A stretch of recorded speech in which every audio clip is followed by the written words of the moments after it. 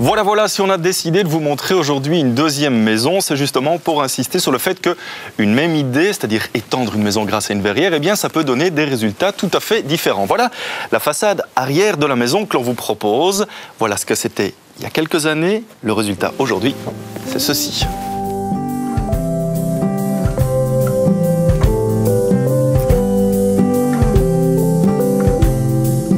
Ce qui a le plus changé probablement, c'est la cuisine, Stéphanie.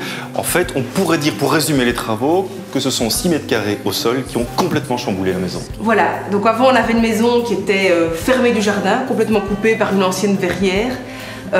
Et puis donc on a créé ça, on a ouvert, on a mis des poutrelles pour libérer l'espace. Et on a créé cette verrière et un accès vers le jardin. Alors quand je regarde vraiment les photos de la rénovation, je me dis d'abord que c'est assez hallucinant, hein, les transformations, mais vous avez vraiment créé des pièces de vie là où il n'y avait pas de vie justement avant. Voilà, donc avant, comme je le disais, la maison était vraiment coupée du jardin et cet accès nous a permis d'utiliser pleinement les pièces du bas, à savoir un coin TV, salle de jeu pour les enfants, et aussi la buanderie qui est en relation avec les pièces de vie, et ça nous donne vraiment un lieu de vie qui s'est développé ici avec cette cuisine en mezzanine sur toutes ces pièces-là. On a l'impression quand on vous entend que finalement c'est très simple de rénover et d'étendre une maison comme ça. Mais en fait il faut avoir les bonnes idées au bon moment, d'essayer de bien doser l'intervention, il ne faut pas s'éparpiller, il faut parfois trouver la chose qui fera que d'un coup, on révolutionne l'espace, on crée des nouvelles connexions où elles n'existaient pas, qui facilitent la vie des habitants. Et ça, c'est le souci qu'il faut avoir à ce moment-là.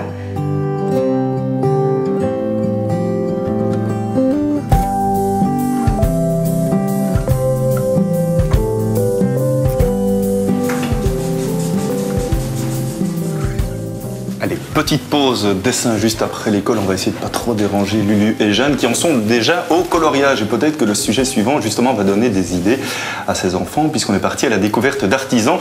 L'un des derniers artisans, on pourrait dire, qui a décidé de créer des terres naturelles ou plutôt des pigments naturels. C'est juste de l'autre côté de la frontière française. On découvre ça et puis on regarde le résultat des dessins dans 5 minutes.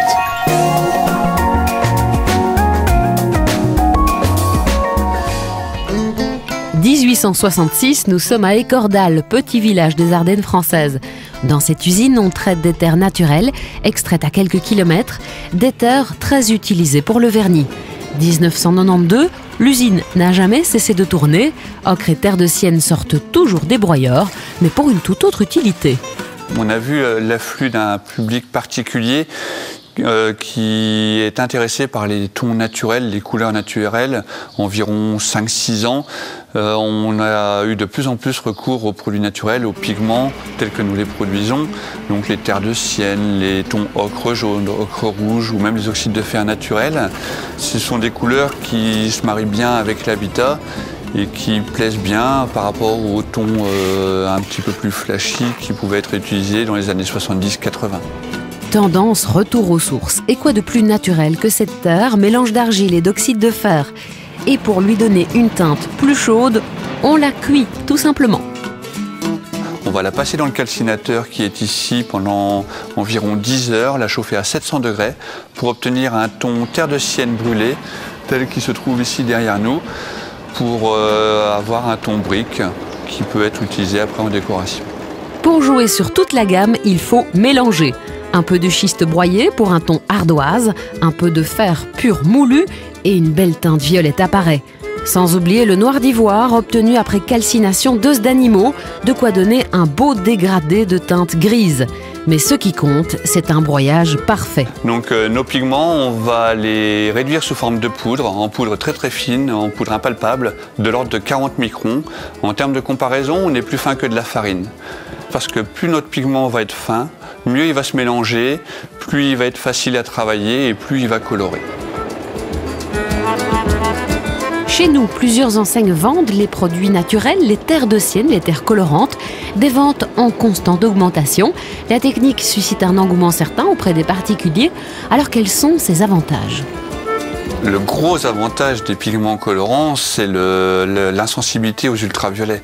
Une terre de sienne, une ocre jaune ou une terre de sienne calcinée ou même un oxyde de fer rouge naturel est insensible aux ultraviolets. Donc c'est-à-dire que vous allez le mettre sur une patine, sur un mur, sur un crépi. Vraiment, le grain de pigment en lui-même, il ne bougera pas avec le temps, ça sera toujours quelque chose de stable dans le temps. Contrairement aux pigments synthétiques qui, eux, peuvent s'altérer un petit peu avec le temps. L'ocre signifie terre jaune en grec, une terre riche et facile à extraire, utilisée par nos lointains ancêtres déjà pour décorer les parois des cavernes, une palette naturelle que les décorateurs ne cessent d'élargir.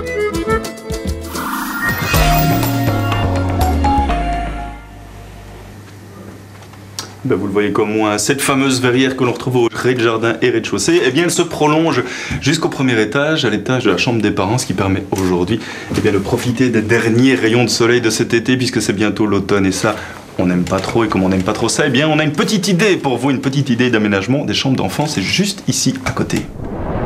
L'idée en effet des propriétaires, eh bien, c'était de garder les deux enfants très très proches de leur chambre à coucher. Et justement, pour donner l'impression aux deux enfants qu'ils ont chacun leur chambre, eh bien, Alain, vous avez eu ce trait de génie.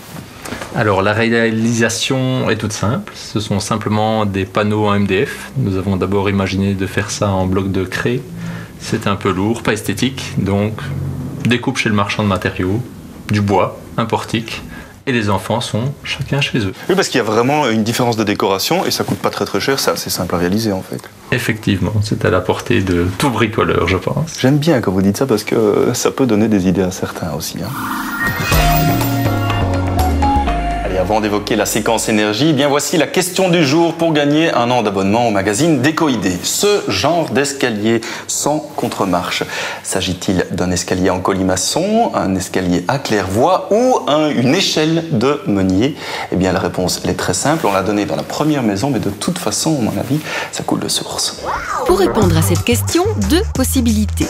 Soit par téléphone en formant le 0905 56 010, soit par SMS au 3320, code BRIC suivi du numéro de la réponse, 1, 2 ou 3, de vos noms, prénoms et adresse complète.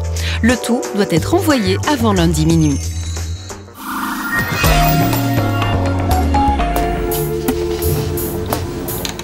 Économiser l'eau au quotidien, c'est facile et peu contraignant. Il suffit de modifier quelques-unes de nos habitudes et de chasser certains préjugés.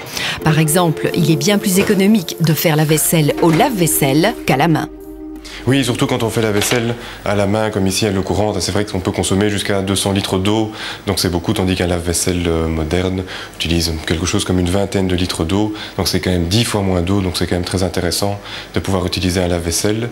Surtout si on fait la lave-vaisselle quand le lave-vaisselle est rempli, c'est d'autant plus efficace et d'autant plus économique. Cela dit, la règle d'or pour économiser l'eau dans la maison, c'est de s'attaquer aux fuites. C'est effectivement de faire la chasse aux fuites, parce qu'une petite fuite comme ça représente à peu près 4 litres d'eau par heure, je dirais, donc ça fait quelque chose comme 75 € par an. C'est vraiment pas négligeable. Autre point très important, c'est la chasse d'eau, parce qu'une chasse d'eau qui fouille représente à peu près 25 litres d'eau par heure, et là on est à plus de 400 € par an, donc ce n'est vraiment pas négligeable. Il n'y a pas que ça qu'on peut dire sur les chasses d'eau et les WC, on y va tout de suite. Nous voilà donc près d'un WC, le poste en fait qui consomme le plus d'eau dans un ménage. C'est effectivement le poste qui consomme le plus d'eau, donc ça représente à peu près un tiers de la consommation quotidienne, soit de 30 à 40 litres, ce qui n'est pas négligeable. Et qu'est-ce qu'on peut faire pour réduire cette consommation? On peut essentiellement faire deux choses, donc c'est soit opter pour un WC avec deux touches, donc une petite touche économique et une touche normale, soit ce qu'on peut faire si on a un trop grand réservoir, c'est prendre un récipient fermé, comme une bouteille d'eau par exemple, et l'installer à l'intérieur du réservoir. Comme ça on peut la mettre ici et ça limite, comme ça on peut limiter d'office la capacité du réservoir et on utilise donc moins d'eau. Et si dans une maison, 43 litres d'eau sont consacrés par jour à la chasse d'eau, 39 litres sont dévolus à l'hygiène corporelle. Voilà pourquoi il est recommandé de remplacer le bain par une douche. Il vaut effectivement mieux éviter de prendre trop de bains, parce qu'un bain consomme entre 100 et 200 litres d'eau, ce qui est vraiment loin d'être négligeable. Il est préférable de prendre une douche qui consomme en moyenne de 20 à 30 litres d'eau. Évidemment, il faut s'entendre sur le terme de douche, parce qu'une douche comme celle-ci, avec toute une série de jets sur le côté et un énorme pommeau. On consomme à peu près dans les 16 litres par minute et on dépasse très rapidement les 20 à 30 litres pour une douche normale évidemment. Donc pour une douche, il vaut mieux utiliser un pommeau normal comme celui-ci, voire un pommeau sur lequel on a adapté une douchette économique. Comme ça on consommera moins d'eau. Mais quoi qu'il en soit, quel que soit le type de douche que l'on emploie, il vaut mieux couper l'eau lorsque l'on se savonne, comme ça on est sûr de vraiment ne pas gaspiller d'eau. L'idée est la même lorsque l'on se brosse les dents. Fermer le robinet permettra d'économiser une dizaine de litres.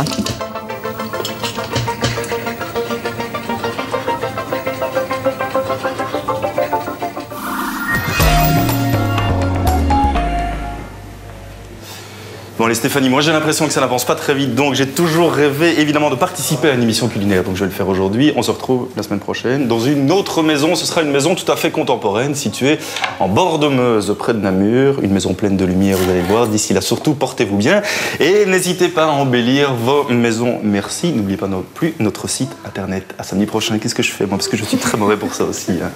À bientôt.